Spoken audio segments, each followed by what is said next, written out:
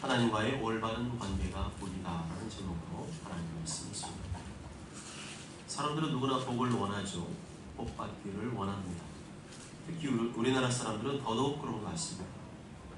우리나라 사람들은 아주 오래전부터 밤에 물을 떠놓고 달을 향해 빌었죠. 그리고 돌을 향해 빌고 큰 나무를 향해 빌고 죽은 조상에게 복을 빌어왔습니다. 그러나 그것들이 우리에게 복을 줄까요? 말도 못하죠. 듣지도 못하죠. 보지도 못하죠. 움직이지도 못하죠. 그런 것이 어떻게 우리에게 복을 줄 수 있을까요? 누런 종에다가 빨간 글씨 쓰고 붓글씨 써서 문인에 붙이고 인방에 붙이면 그게 우리에게 복을 줄까요? 아니죠. 그런 것들이 복을 줄 것이라는 잘못된 믿음을 가지고 있는 것입니다. 오늘 본문 말씀 보면 복을 주는 분이 누구신지 분명히 말씀해주고 있습니다. 1절에 하나님 우리에게 은혜를 베푸사 복을 주시고 그의 얼굴빛을 우리에게 비추사라고 말씀합니다. 여기서 그의 얼굴빛을 우리에게 비추사, 이것은 하나님의 임재가 우리에게 임하는 것을 말하는데 하나님의 은혜와 복이 우리에게 임하는 것을 말하는 것이기도 합니다. 핵심은 하나님께서 우리에게 은혜와 복을 주시는 분이라는 것입니다. 다른 우상이나 신들이 우리에게 복을 주는 것이 아니라 우주 만물을 창조하시고 다스리시는 창조주 하나님께서 우리에게 복을 주신다는 것입니다. 그렇기 때문에 우리 인간이 누구에게 복을 빌어야 될까요? 하나님께 복을 빌어야 됩니다. 우리 인간을 지으시고 만드신 창조주 하나님께 복을 빌어야 됩니다. 하나님 우리에게 은혜를 베푸사 복을 주시고 다른 엉뚱한 신들에게 복을 구하지 말고 우리 인간을 창조하시고 만드신 그리고 복을 주시는 하나님께 복을 구하시길 바랍니다. 그것이 하나님을 기쁘시게 하는 일인 줄 믿습니다. 그렇지만 한 가지 짚고 넘어가야 될 것은 내가 그냥 복을 구하면 하나님께서 복을 주시냐 하는 것입니다. 하나님께서 내가 무조건 기도만 하면 복을 주시냐, 내가 원하는 대로 내가 요구하는 대로 복을 주시냐, 그건 아닙니다.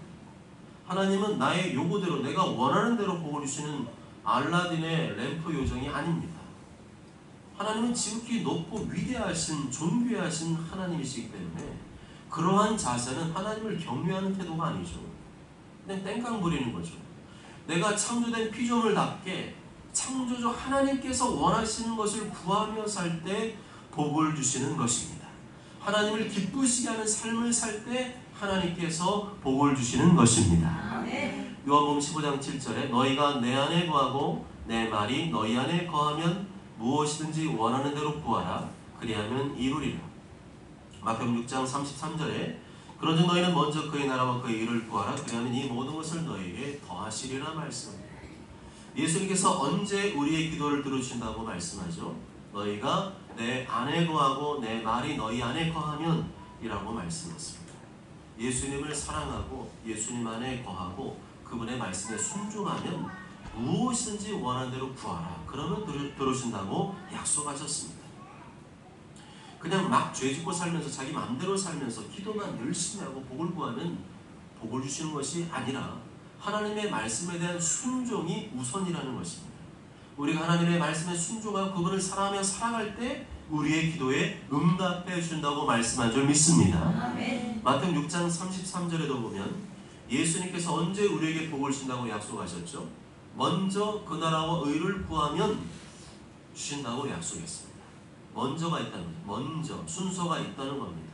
우리가 순서대로 순서에 맞게 해야 된다는 거죠. 아무리 기도를 해도 순서가 안 맞으면 하나님 뜻에 안 맞으면 아무리 하나님께 구해도 하나님께서 복을 주실 수가 없다는 겁니다. 그럼 어떻게 됩니까? 우리 하나님의 복을 받으며 살려면 어떻게 됩니까? 내가 먼저 하나님의 뜻에 맞추어 드려야 되죠. 나는 피조물이고 하나님은 창조주 하나님이시잖아요.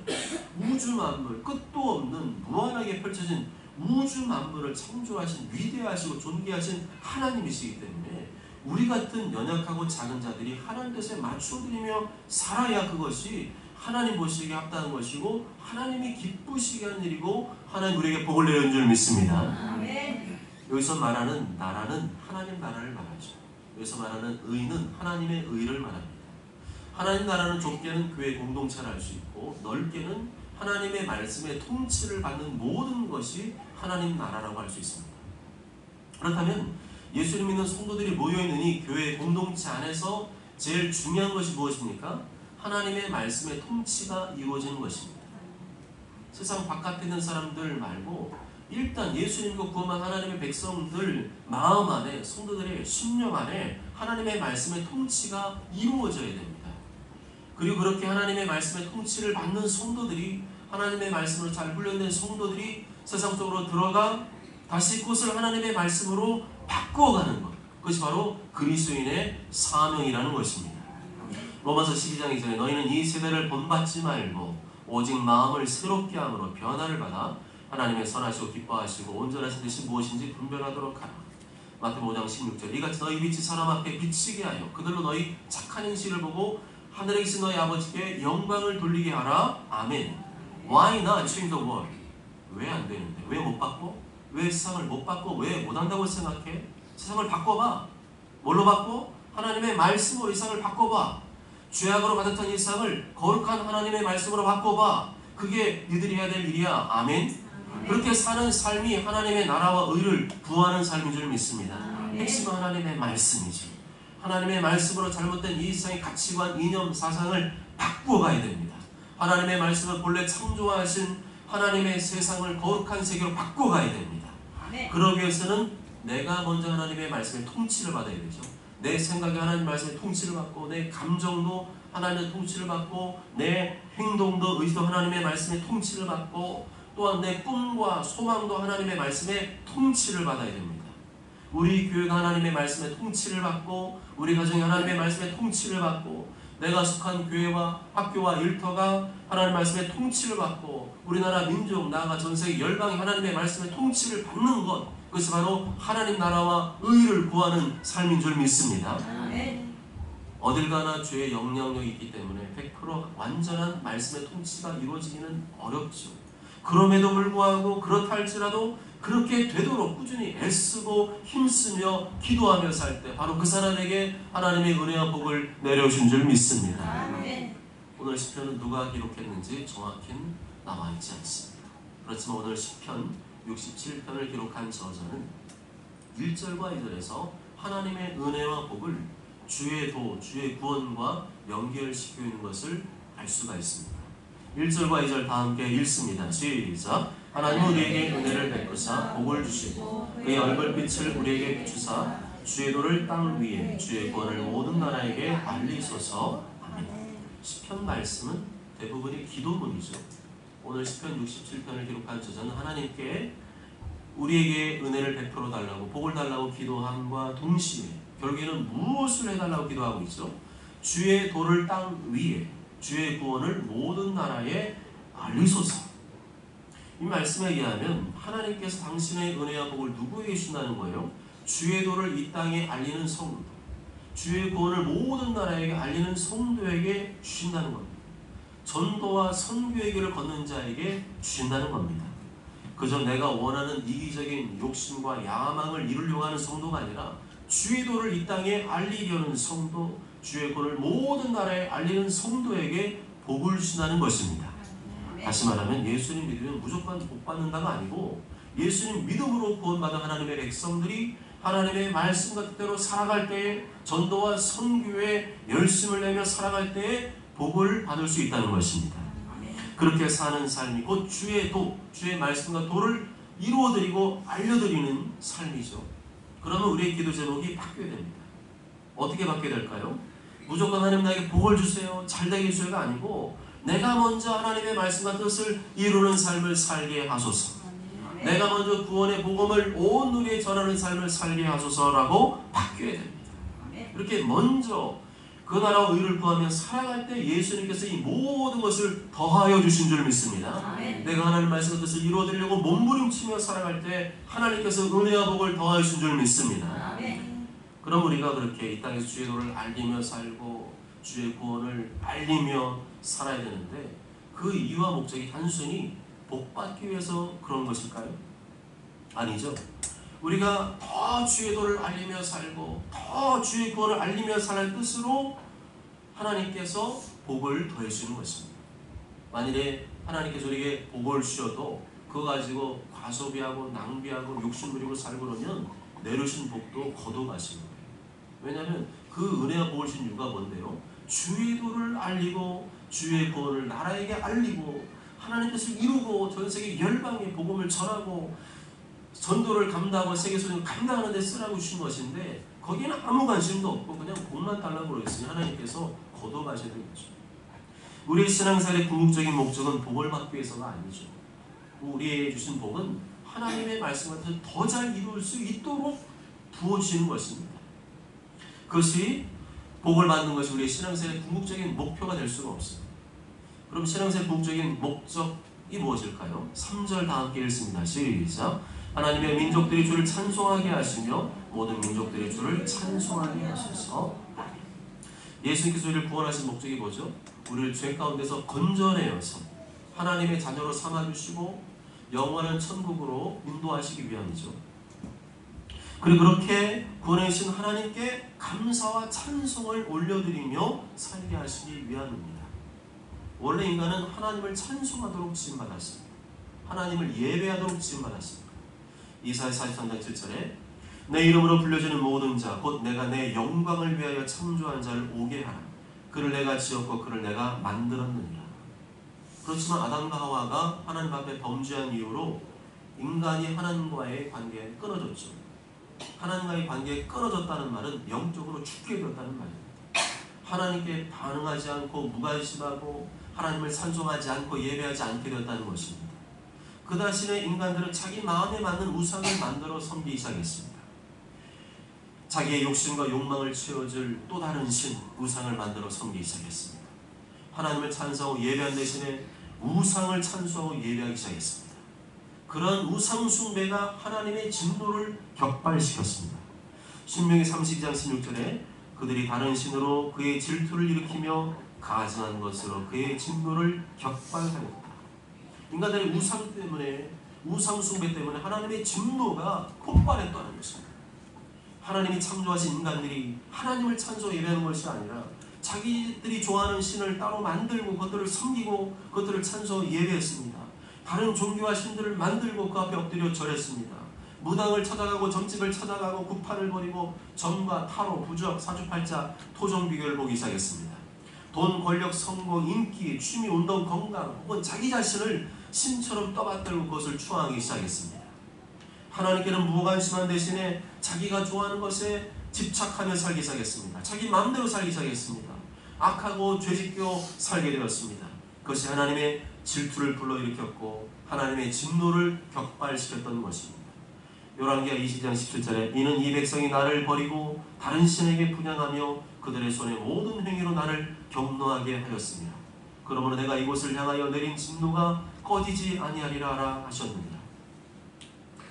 하나님께서 가장 미워하신 자가 뭐라고요? 우상 숭배입니다. 다른 신들을 만들어 그것들을 섬기고 절하고 경배하는 것입니다. 신명기 5장 7장 10절에 나 외에는 다른 신들을 내게 두지 말지니라. 너는 자기를 위하여 새긴 우상을 만들지 말고 위로 하늘에 있는 것이나 아래로 땅에 있는 것이나 땅 및 물속에 있는 것에 어떤 형상도 만들지 말며 그것들에게 절하지 말며 그것들을 섬기지 말라. 나 내 하나님 여호와는 질투하는 하나님인즉 나를 미워하는 자의 죄를 갚되 아버지로부터 아들에게로 3, 4대까지 이르게 하거니와 나를 사랑하고 내 계명을 지키는 자에게는 1000대까지 은혜를 베푸느니라. 하나님 가장 미워하신 자가 뭐라고요? 우상 숭배. 10계명 중에 제일 먼저 언급되는 계명이 여기 뭐죠? 1계명, 2계명이 뭐가 나있죠? 우상 숭배를 금지하는 내용입니다.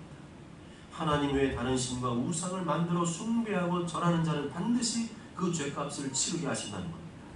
우상을 숭배한 당사자뿐만 아니라 그 자녀와 손주와 증손주까지 3, 4대에 걸쳐 그 죄값을 물으신다는 것입니다. 하여튼간에 하나님 대신에 다른 신들을 만들어 섬기고 절하고 우상을 숭배하면 하나님의 복은 고사하고 하나님의 저주가 임한다는 거죠. 그런데도 끝까지 회개하고 고집부리고 돌이키지 않으면 집안이 대대로 망하고 쑥대밭이 된다는 것입니다. 그래서 예수님 믿는 성도가 점집에 찾아가고 구판을 벌이고 다른 종교와 신을 찾아가 절하고 기웃거리고 예수님도 믿고 다른 신도 믿고 예수님보다 돈, 성공, 인기, 명예, 취미, 게임 자기 자신을 하나님처럼 떠받들어 섬기면 대대로 망한다는 거예요. 그러라고 우리 인간을 창조하신 것이 아닌 줄 믿습니다. 하나님께서 우리 인간을 지으시고 만드신 목적은 창조주 하나님을 찬송하며 예배하도록 창조하신 것인 줄 믿습니다. 그것이 우리를 죄에서 구원하신 궁극적인 목적인 줄 믿습니다. 이사야 43장 7절에 내 이름으로 불려지는 모든 자 곧 내가 내 영광을 위하여 창조한 자를 오게 하라. 그를 내가 지었고 그를 내가 만들었느니라. 이사야 43장 21절 이 백성은 내가 나를 위하여 지었나니 나의 찬송을 부르게 하려 함이니라. 아멘. 3절에서 5절에서 3절 5절 이것을 반복하여 말씀하고 있습니다. 3절 5절 시작. 하나님이여 민족들을 주를 찬송하게 하시며 모든 민족들이 주를 찬송하게 하소서. 하나님이여 민족들이 주를 찬송하게 하시며 모든 민족으로 주를 찬송하게 하소서. 아멘. 그럼 우리처럼 예수님 믿는 성도들만 하나님을 찬송하면 되는 것인가? 그렇지 않다는 거죠. 모든 민족들이 주를 찬송하게 하소서. 예수님 믿는 사람만이 아니라 예수님 믿지 않은 모든 사람들도 주를 찬송해야 된다는 것입니다. 왜 예수님 믿지 않는 사람, 하나님 모르는 사람도 주를 찬송해야 됩니까? 그것은 너무한 거 아닌가요? 부당한 거 아닌가요? 인간적으로 보면 그 말이 맞지만 일리가 있지만 하나님의 입장에서 보면 틀렸습니다. 우리 인간을 창조하시고 만드신 분이 누구예요? 하나님이시죠. 우리 인간이 스스로 저절로 생겨난 사람이 있습니까? 없습니다. 하나님께서 모든 인간과 자연 만물을 창조하시고 만드셨기 때문에 우리가 지금 이 자리에 존재하고 있는 것입니다. 나는 진화론을 믿는다고요? 그럼 당신의 조상은 원숭이입니까? 고릴라입니까? 침팬지입니까? 그럼 동물원 가서 당신의 조상인 원숭이, 침팬지, 고릴라 보면은 그 앞에 엎드려 절해야 돼요. 정중히 인사를 드리고 그동안 못 찾아뵈서 죄송합니다. 조상님 해야 되는 거 아닌가요? 아니잖아요. 진화론은 그럴 것이라는 가설에 불과해요. 진화론은 과학적으로 증명된 것이 하나도 없어요. 진화론이 너무도 그럴듯하고 설득력 있기 때문에 그것이 맞는 것이라고 학교에서 잘못 가르치고 있는 거죠. 우리는 진화론을 믿는 세상 사람이 아니라 성경을 믿는 하나님의 백성인 줄 믿습니다. 우리는 성경에 나와 있는 대로 하나님께 처음부터 창조할 때부터 종류대로 창조했음을 믿습니다. 인간은 인간, 원숭이는 원숭이, 침팬지는 침팬지, 고릴라는 고릴라라고 믿는 줄 믿습니다. 창세기 1장 24절 25절에 하나님이 이르시되 많은 생물을 그 종류대로 내되 가축과 기는 것과 땅의 짐승을 종류대로 내라 하시니 그대로 되니라. 하나님의 땅의 짐승을 그 종류대로, 가축을 보고 종류대로, 땅에 기는 모든 것을 그 종류대로 만드시니 하나님이 보시기에 좋았더라. 아멘. 인간은 다른 동물과 다르게 하나님의 형상으로 창조되었습니다. 하나님처럼 생각하고 말하고 행동하는 존재로 창조됐다는 것이죠. 다른 어떤 동물도 말할 수 없습니다. 지능이 5살 이하입니다. 무언가를 계획하고 탐구하고 개발할 능력이 없습니다. 그냥 맨날 먹고 싸고 자고 이거밖에 못해요. 이게 동물이죠. 우리 인간이 그렇게 살라 우리를 창조하신 것이 아닙니다. 계속해서 뭔가를 계획하고 탐구하고 개발하고 하나님의 뜻을 이루어 감당하고 그쪽으로 계속 가는 것이 하나님 창조하신 하나님의 형상에 합당한 모습이죠. 창세기 1장 26절에 하나님이 이르시되 우리의 형상을 따라 우리의 모양대로 우리가 사람을 만들고 그들로 바다의 물고기와 하늘의 새와 가축과 온 땅과 땅에 기는 모든 것을 다스리게 하자 하시오. 하나님이 다스리신 분인데 이 땅을 다스리도록 인간에게 다스리는 권세를 위임해 주셨고 인간들이 존재하는 이유는 뭐냐? 이 만드신 창조 자연물을 잘 다스리는 것입니다. 하나님의 뜻으로 하나님의 말씀으로 이 땅을 변화시켜나가는 것입니다. 죄악이 우글대는 곳에 거룩한 말씀으로 거룩하게 바꿔가는 것입니다. 그것이 바로 하나님이 우리를 창조하신 목적이죠. 우리 인간에게만 하나님을 받아들일 수 있고 소통할 수 있는 영이라는 영역을 만들어 주셨습니다. 이 영이 죽은 사람은 영이 죽었기 때문에 하나님을 모르는 거죠. 안 믿는 거죠.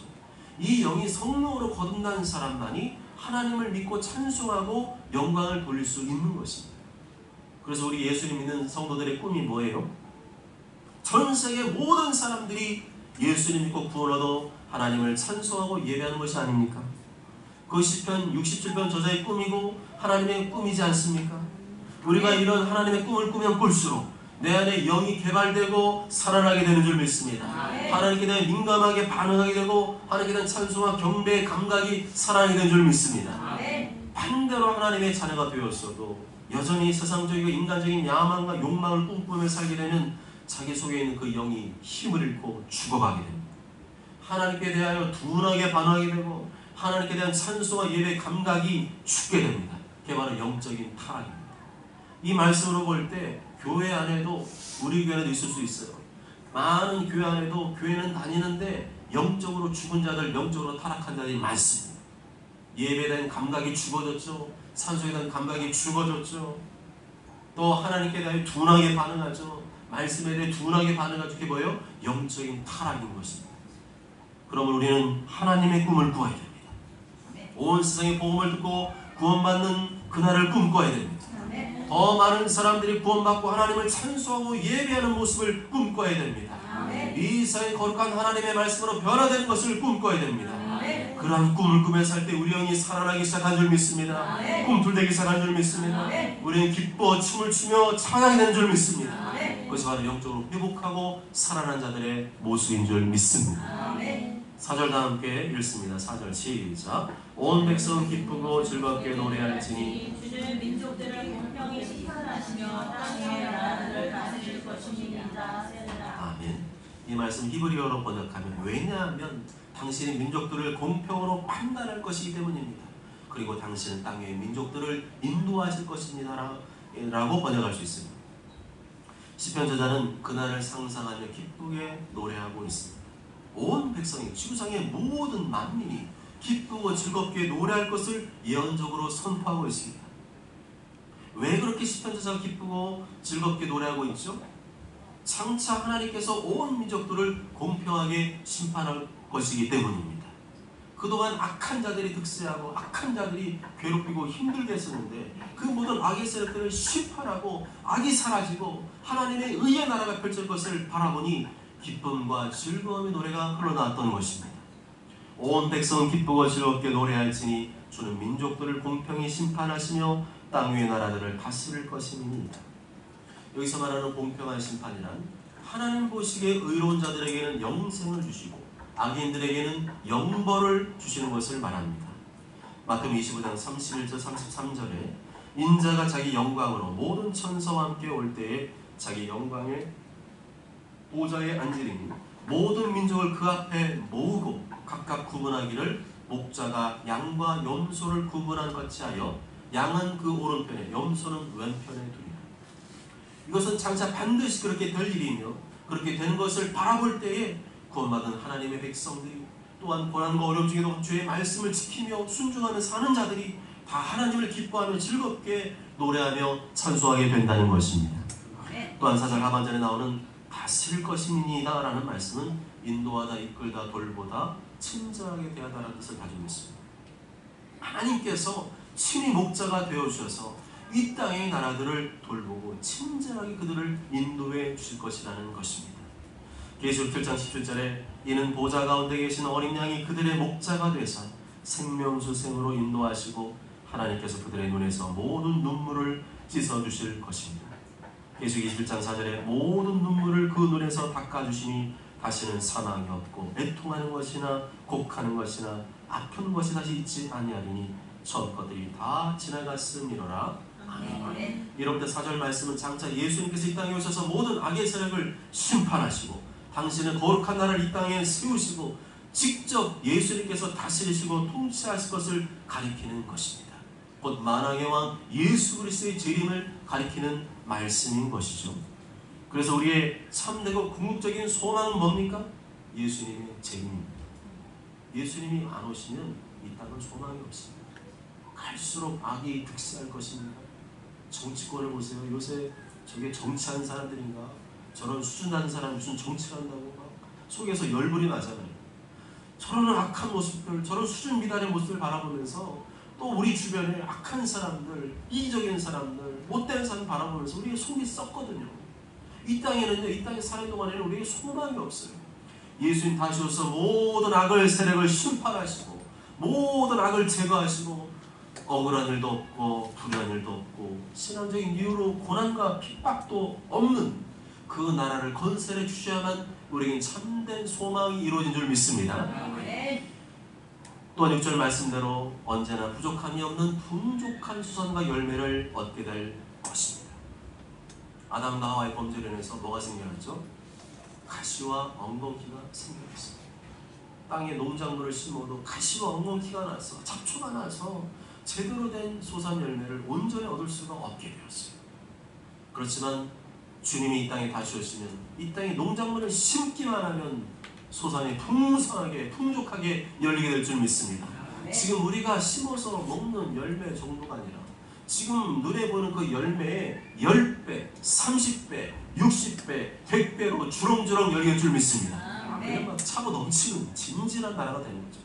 그냥 심기만 하면 쑥쑥 자라가지고 열매가 막 가득가득 맺혀서 뭐 그걸 가지고 시장에 가서 살 일도 없어요. 그냥 남아돌아서 나눠주는 세상. 할렐루야. 그냥 아무런 부족함이 없는 세상. 먹을 걱정하지 않고 무슨 살 걱정, 돈 걱정 안 하는 그 모든 것이 넘쳐나는 풍족한 세상을 우리에게 허락할 줄로 믿습니다. 계시록 22장 2절에 강 좌우에 생명나무가 있어 12가지 열매를 맺되 달마다 그 열매를 맺고 그 나무 잎사귀들은 만국을 취하기 위하여 있더라. 12가지 열매를 맺는데 생명나무가 열매를 언제 맺는다고요? 1년에 한 번이 아니라 달마다 열매. 할렐루야. 1년에 한 번 열매 맺기 때문에 한참 기다려야 되잖아요. 농부들이 엄청 수고해야 되잖아요. 수고하지 않아도 심기만 하면 쑥쑥 자라고 매달마다 열매가 주렁주렁 맺게 될 줄 믿습니다. 그냥 따먹으면 되는 거예요. 에덴 동산이 펼쳐지는 겁니다. 에덴 동산이 뭐 얼마나 노력했어요. 뭐 그냥 나무에서 막 열매가 주렁주렁 맺혔거든요. 그러면서 또 이제 농사도 지는 일은 있었어요. 농사를 지었을 때 그 농작물에서 심으면 자라고. 할렐루야. 심으면 자라고 열매가 주렁주렁 나고. 할렐루야. 오늘도 따먹고 내일도 따먹고 너무 많아서 처치곤란 정도. 그런 풍족한 나라가 예수님 다시 올 때 이루어질 줄 믿습니다. 사랑하는 여러분, 이 땅의 모든 복은 하나님께 주시는 것입니다.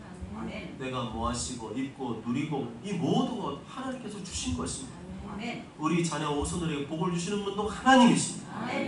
그러나 그것을 인정하느냐 안 하느냐로 쫙 갈라집니다. 구원받은 백성들은 나에게 복을 주신 그 하나님께 감사와 찬송 올려드리는 사람들이고, 구원받지 못하는 사람들은 하나님께서 복을 주셨는데도 그 복을 하나님 주신 것을 인정하지 않고 내가 믿는 신이 줬다 그러고 내가 잘해서 그렇다 그러고 하나님께 영을 돌리지 않는 모습으로 살게 될 것입니다. 아니죠. 모든 복은 하나님께서 내려주시는 것입니다. 신자든 비신자든 하나님께서 복을 주셨기 때문에 그것을 먹고 마시고 누리고 있는 것입니다. 인간을 창조하시고 만드신 분이 하나님이십니다. 우리 인간의 복을 주신 분이 하나님이십니다. 우리를 죄와 사망과 지옥에서 건져주시고 영원한 생명의 나라로 인도하신 분도 하나님이십니다. 그 하나님께 찬송과 경배를 올려드리는 것, 그것은 마땅한 것이죠. 우리 인간을 지으시고 만드시고 살아주시고 모든 복을 주시고, 게다가 우리는 예수님 믿고 구원받게 했으니 우리 입에서 마땅히 무엇이 흘러나야 됩니까? 찬송과 경배가 흘러나야 될 줄 믿습니다. 내 이름으로 불려지는 모든 자 곧 내 영광을 위해 창조한 자를 오게 하라. 그를 내가 지었고 그를 내가 만들었느니라. 이 백성 내가 나를 위하여 지었나니 나의 찬송을 부르게 하려 함이니라. 그리고 구원받은 백성들은 이제부터 나의 뜻과 욕망을 이루게 사는 자가 아니죠. 그럼 영적으로 죽어갑니다. 하나님께 반응이 없어지고 찬송과 예배가 식어지게 되어 있어요. 그게 아니라 하나님의 말씀과 뜻을 이루기 위해 사는 자들입니다. 더 많은 영혼들이 구원받아서 하나님을 찬송하며 예배하도록 힘쓰는 자들, 그들이 바로 구원받은 백성인 줄 믿습니다. 그냥 복달라고 복달라고 해서 복을 받는 게 아니라는 거죠. 하나님의 말씀과 뜻에 맞추어 살아드려야, 하나님 뜻에 순종하며 살아드려야, 특별히 전도와 선교에 힘써 드려야 그들에게 복을 허락한 줄 믿습니다. 먼저 저는 모두가 우리 인간을 창조하시고 만드시고 나 같은 죄인을 죄와 사망과 지옥에서 건져주신 하나님께 감사와 찬송과 영광을 올려드리되, 이 땅에서 먼저 하나님 나라와 의를 구하여 사하심으로 영원히 복을 받는 자들이 되시길 주님의 이름으로 축복합니다. 아멘.